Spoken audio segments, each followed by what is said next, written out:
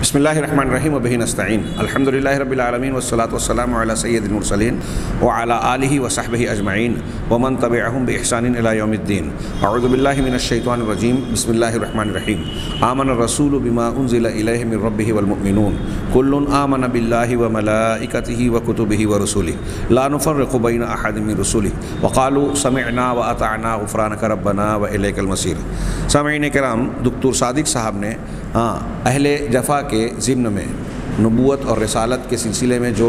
जफ़ा करने वाले, ज़्यादती करने वाले लोग हैं, उनका ज़िक्र करते हुए एक बुनियादी उन्वान लगाया, बड़ा उन्वान, रद्दो खसीसत ख़त्मिन नबूवत बिन नबी सल्लल्लाहु अलैहि वसल्लम इंदल क़ादियानिया। कह रहे हैं कि नबी सल्लल्लाहु अलैहि वसल्लम के ज़रिए से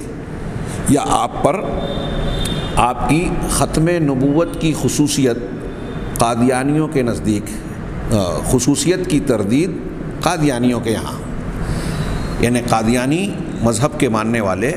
नबी सल्लल्लाहु अलैहि वसल्लम की इस खुसूसियत को नहीं मानते या तरदीद करते हैं कि आप ख़ातमुन नबिय्यीन हैं। अगर वो मानने का दावा भी करते हैं तो बज़ाहिर एक तरफ कहते हैं कि हम नबी सल्लल्लाहु अलैहि वसल्लम को ख़ातमुन नबिय्यीन मानते हैं,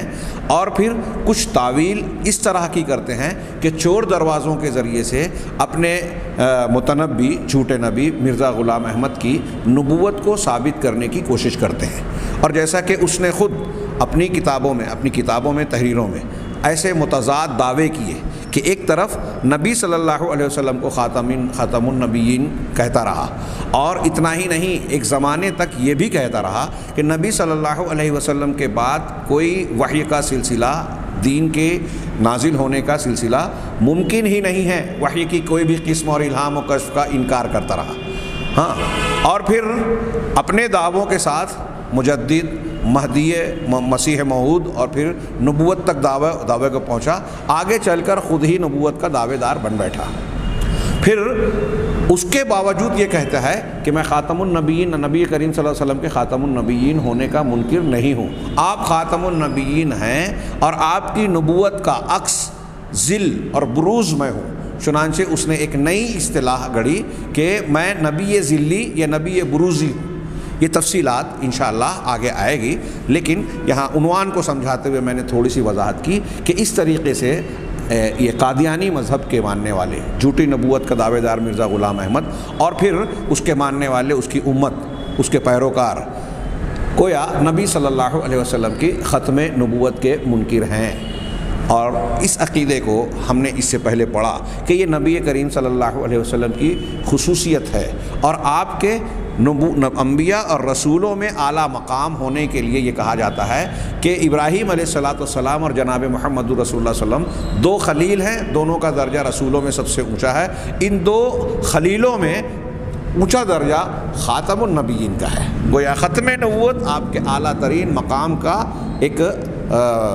इजहार है और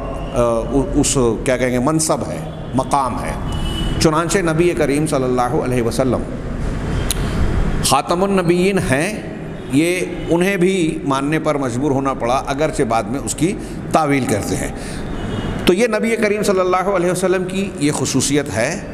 अहले कादियान या कोई भी वो शख्स जो आपके बाद किसी भी किस्म की नबूवत को मानता है, वो आपके ख़त्म नबूवत का इनकार करता है। और जैसा कि मैंने अर्ज़ किया, इससे पहले के दर्स में बताया था कि ख़त्म नबूवत का यकीन रखना दीन की कई बुनियादी चीज़ों को मानने के साथ जुड़ा हुआ है। अगर कोई शख्स ख़त्म नबूवत मुहम्मदी सल्लल्लाहु अलैहि वसल्लम नहीं मानता तो वो इस दीन को मुकम्मल नहीं मानता। वो नबी सल्लल्लाहु अलैहि वसल्लम के बाद भी वही के सिलसिले को जारी मानता है। और ये सारी बातें जो मोटी मोटी दो तीन बातें मैंने बयान की, अगर इसकी खिलाफ वर्जी कोई कर रहा है तो वो इस्लाम के दायरे से बाहर हो जाता है। आइए डॉक्टर सादिक की कुछ बातों को हम आज के दर्स में इख्तिसार से जाने, और मैं यहाँ ये अर्ज़ कर दूँ कि ये अरब आलिम हैं। इन्होंने अरबी में लिखा और इन्होंने बहुत सारी उर्दू किताबों या हिंदुस्तान पाकिस्तान के उलमा की किताबों के हवाले दिए हैं। ظاہر سی بات ہے کہ انہوں نے یہ جو حوالے دیے ہیں یہ اردو سے عربی کی گئی کتابیں ہیں، الا ماشاء اللہ جیسے شیخ علامہ احسان الہی ظہیر رحمہ اللہ کی کتاب القادیانیہ، یہ خود براہ راست عربی میں لکھی گئی ہے۔ ہاں باقی اور کتابیں جو خود مرزا غلام احمد قادیانی کی تحریریں ہیں، اس کے ماننے والے، اس کے بیٹے نور الدین حکیم نور الدین اس کا پہلا خلیفہ، ان لوگوں کی کتابیں زیادہ تر اردو کی رہیں۔ اس کی تعریف کی گئی ہے، لوگوں نے عربی میں جو نقل کیا، دکتور صادق وغیرہ یہ عرب علماء اسی کو نقل کرتے ہیں۔ اس میں بہت ساری چیزیں ایسی ہیں جن کی اصل عبارت اردو میں ہے،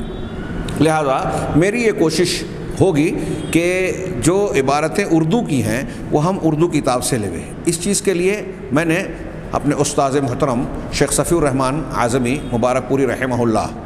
صاحب الرحیق المختوم، ان کی ایک کتاب اپنے سامنے رکھی ہے۔ میں اگلے دروس میں انشاءاللہ اس کے حوالے سے بعض عبارتیں وہ پیش کروں گا، اور بطور خاص اس کتاب کے حوالے سے قادیانی نبوت کے ظہور کا پس منظر، جس کے لیے میں یہ فکر مند تھا کہ اس تفصیل کو کیسے سمیٹا جائے۔ مجھے اس کتاب میں اگرچہ قدر تفصیل سے ہے لیکن بڑے موضوع اور حقائق کے ساتھ کے اندراج کے ساتھ ہے، لہٰذا میں اگلے کچھ دروس میں یہ چاہوں گا کہ ہم قادیانی نبوت کے ظہور کا پس منظر جانیں، جس سے اس کے خط و خال، مقاصد اور حقیقت کو سمجھنے میں انتہائی مدد ملے گی، اور اس کے گرد و پیش کے لوگوں کے کردار بھی ہمارے سامنے ظاہر ہوں گے۔ آئیے دکتور صادق کی ابتدائی اور تمہیدی بات پر ہم آج کے درس میں صرف نگاہ ڈالیں گے کہ قادیانیت، انہوں نے لکھا کہ 14ویں صدی ہجری کے اوائل میں، 14ویں صدی ہجری کے اوائل میں اور 19ویں صدی عیسوی کے اواخر میں، یہ ہجری کے اوائل میں 14ویں صدی اور 19ویں صدی کے اواخر میں ہندوستان کی بستیوں میں سے ایک بستی قادیان میں ظاہر ہوئی ہے، قادیانیت۔ یہ بستی قادیان کے نام سے جانی جاتی ہے، اور اس میں یہ اس وقت ظاہر ہوئی جب انگریزی حکومت، انگریزوں کی استعماری حکومت، میں استعماری بڑھا رہا ہوں، ہندوستان میں ایک طریقے سے اچھی طریقے سے جڑ پکڑ چکی تھی، یہاں اپنی ایک استقرار پا چکی تھی۔ کہہ رہے ہیں کہ اور حقیقت میں یہ جو قادیانیت شہر یا قادیان کی بستی سے نمودار ہوئی، یہ کہہ رہے ہیں کہ وہی مؤامرۃ سیاسیہ خطط لها الانجلیز لضرب الاسلام من الداخل بزعزعۃ اعتقاد المسلمین فی ختم النبوہ بسید المرسلین محمد صلی اللہ علیہ وسلم۔ کہہ رہے ہیں کہ یہ ایک سیاسی سازش تھی، قادیانیت کا ظہور، وجود اور ظہور، اور پھر اس کو مدد دے کر اس کو فروغ دینا جو آج تک جاری ہے۔ اور حیرت کی بات یہ ہے کہ یہ جو دعویٰ کیا جا رہا ہے، جس کے ثبوت موجود ہیں، کہ انگریزی حکومت نے اسے وجود بخشا۔ قادیانی، میں اکثر تقریروں میں کہا کرتا تھا کہ مرزا غلام احمد قادیانی کو نبی بنانے والے یا مبعوث کرنے والی حکومت برطانیہ ہے۔ اللہ تعالیٰ نے ان کی بعثت نہیں فرمائی، حکومت برطانیہ نے اس کی بعثت کی ہے۔ چنانچہ اس کا پس منظر بتاتے ہوئے کہہ رہے ہیں، اس کا ذکر کر رہے ہیں کہ یہ ایک سیاسی چال، سیاسی سازش تھی جس کی تخطیط، پلاننگ انگریزوں نے کی تھی۔ کیوں کی تھی؟ تاکہ مسلمانوں کے عقیدے کو اندر سے داخلی طور پر، یعنی مسلمانوں کے اندر داخل ہو کر، باہر سے نہیں، اسلامی عقائد اور اسلام کو اگر باہر سے کوئی حملہ ہوتا ہے تو اس کی کامیابی کا امکان بہت کم ہوتا ہے۔ اگر مسلمانوں کو یہ پتہ ہو کہ فلاں شخص جو ہے وہ اسلام اور مسلمانوں کو نشانہ بنا رہا ہے تو وہ اس سے چوکنا رہیں گے اور اس سے متاثر نہیں ہوں گے۔ لہٰذا کامیابی حاصل کرنے کے لیے جو آزمودہ نسخہ اختیار کیا گیا اور جس میں زیادہ کامیابی دشمنان دین کو ملی کہ مسلمانوں کے اندر گھس کر، مسلمانوں کا چولا پہن کر اسلام کی کچھ چیزوں کو اختیار کر کے اسلام سے برگشتہ کیا جائے، بھٹکایا جائے۔ دیکھیے صوفیوں نے بھی یہی کیا، روافظ نے بھی یہی کیا، باطنیہ اور سارے مسلم دشمنان جو اسلام میں داخل ہو کر باطنی فرقہ اور گمراہ فرقوں کی شکل اختیار کر گئے، اور پھر اندر آنے کے بعد کہیں اہل بیت کی محبت کا آڑ لیا، کہیں کوئی اور آڑ لیا، کہیں کشف و کرامات کا حوالہ دیا، جھوٹے واقعات کا سہارا لیا۔ ابھی ہم نے اہل تصوف کی باتیں، ابن عربی کی باتیں سنی کہ اہل فلسفہ کے طریقے کو اختیار کر کے اسلامی رنگ میں پیش کیا، خواب اور کشف کے حوالے سے ایسے ایسے دعوے کہ نتیجے کے طور پر یہ ہم نے پڑھا کہ اسلام کی کوئی تعلیم ایسی نہیں ہے جس کی مخالفت نہ کی ہو. کسی معاملے میں وہ قرآن اور حدیث کی تعلیم کو نہیں مانتا، اس کے باوجود لوگ اسے شیخ اکبر کہہ رہے ہیں، مسلمان مان رہے ہیں. گویا اسلامی چولا پہن کر اسلام کے مقابل میں ایک دوسرا مذہب پورا بنا لیا اور مسلمان کا مسلمان بنا رہا. تو انگریزوں نے بھی جو قادیانی نبوت بنائی، کیوں بنائی، اس کی وجہ اور اس کی حکمت یہاں ایک دو لائن میں بیان کر رہے ہیں. اور ہم انشاءاللہ کل کے اس کے بعد والے درس میں مولانا شیخ صفی الرحمن مبارک پوری رحمہ اللہ کی تحریر کی روشنی میں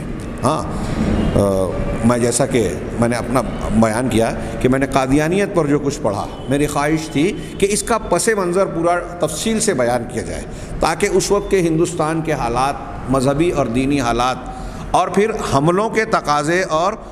پس منظر بھی معلوم ہو، اور پھر دفاع کرنے والوں کی حقیقت اور اصل نشانہ کون تھا. یہ چیزیں اگر جانیں گے تو اسلامی تاریخ اور ہندوستان میں اسلامی تاریخ، اہل حق کی تاریخ کا ایک بہت اہم باب ہمارے سامنے آئے گا. میرا ایک احساس یہ ہے کہ غیر تو غیر ہمارے اپنے لوگ بھی تاریخ کے اس اہم ترین قربانیوں سے بھرپور اور ہمارے اسلاف کی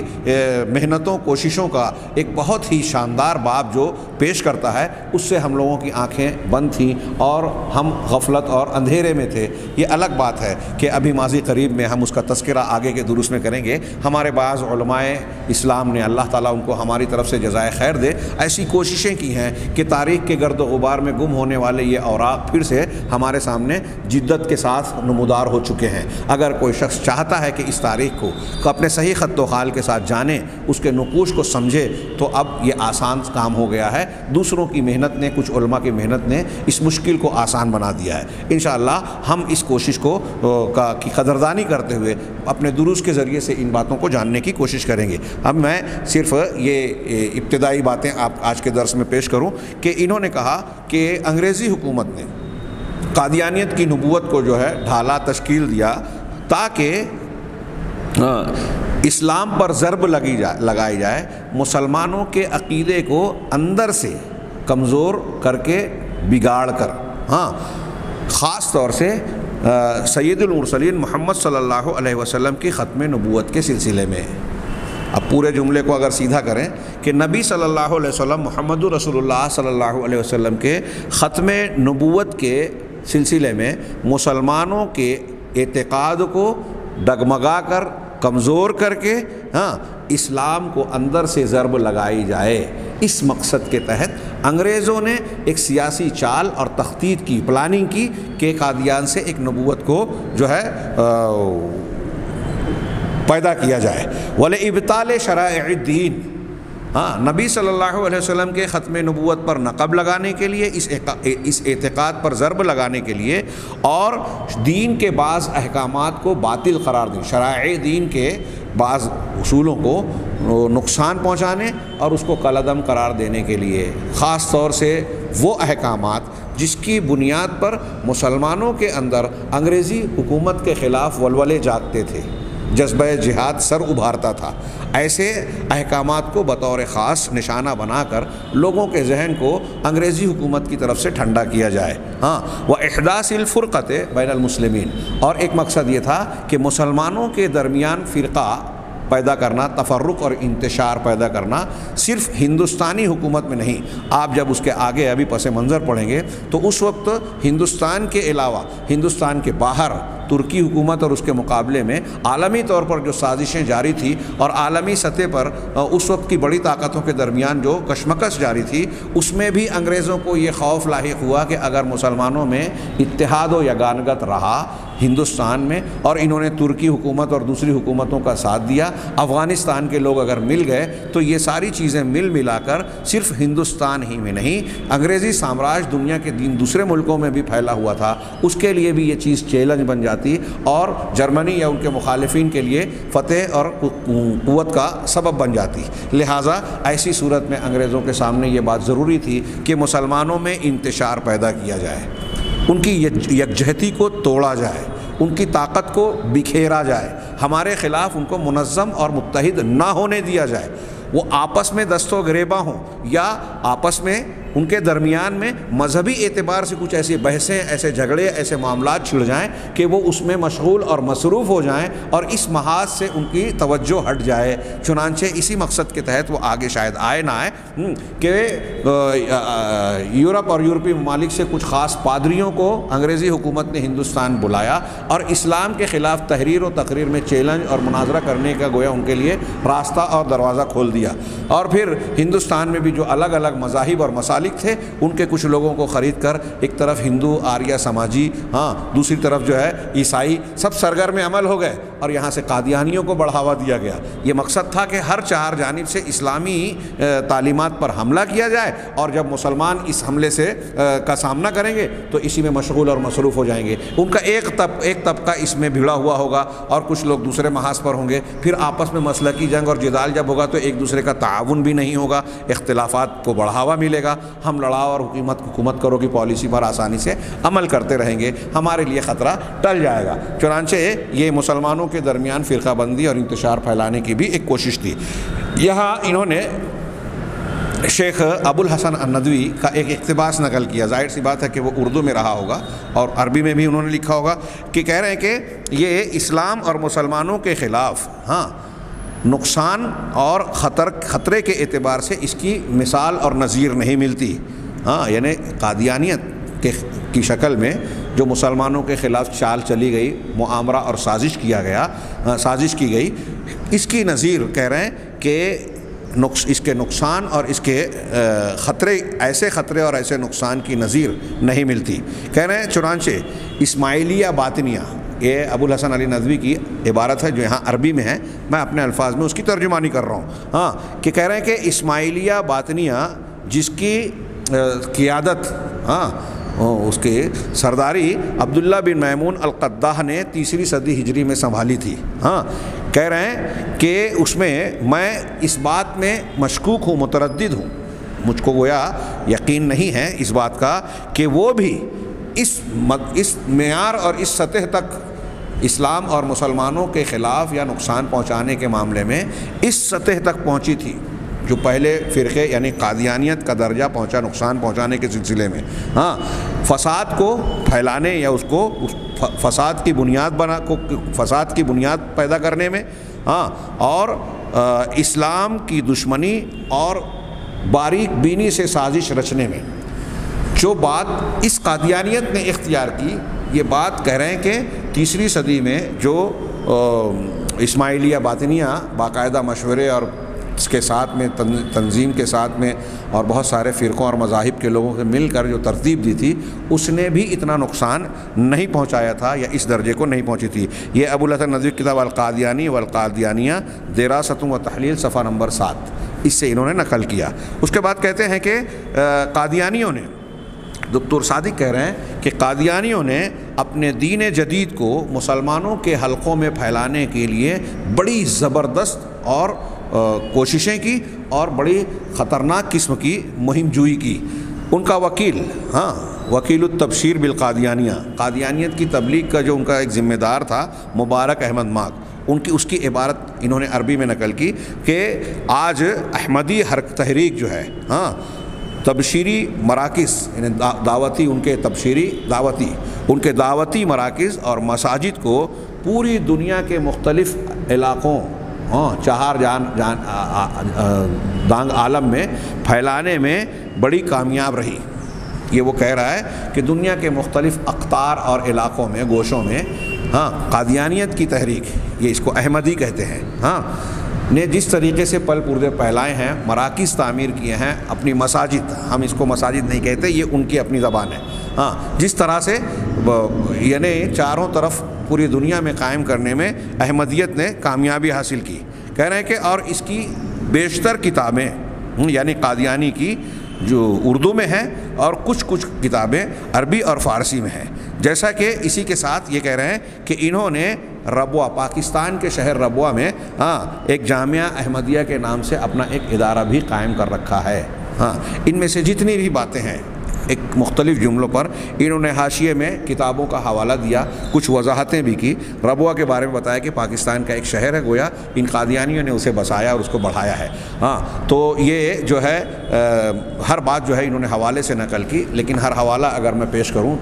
درس میں تو یہ اکتا دینے والی بات ہوگی۔ دکتور صادق کی یہ کتاب ہے اور انہوں نے کوئی بھی بات بغیر حوالے کے نقل نہیں کی۔ اسی طریقے سے ہمارے شیخ صفی الرحمن صاحب کی کتاب، اس میں بھی یہ باتیں اردو زبان میں جو کچھ یہاں نقل ہو رہا ہے، اس میں سے اکثر و بیشتر چیزیں یہاں محفوظ ہیں۔ اور انہوں نے حاشیے میں لکھا کہ انہوں نے براہ راست ہر کتاب کو کوشش کی ہے کہ اس کی اصل حوالے سے نقل کریں۔ بعض حوالے جہاں نہیں مل سکے جو بنیادی حقیقی کتابیں، تو وہاں واسطے کے ساتھ نقل کیا ہے اور اس کی نشاندہی اور وضاحت کر دی ہے۔ یہاں ایک دو پیراگراف اور ہم دیکھ لیں۔ کہہ رہے ہیں کہ قادیانی اپنے آپ کو احمدیت کا نام دیتے ہیں۔ ہاں،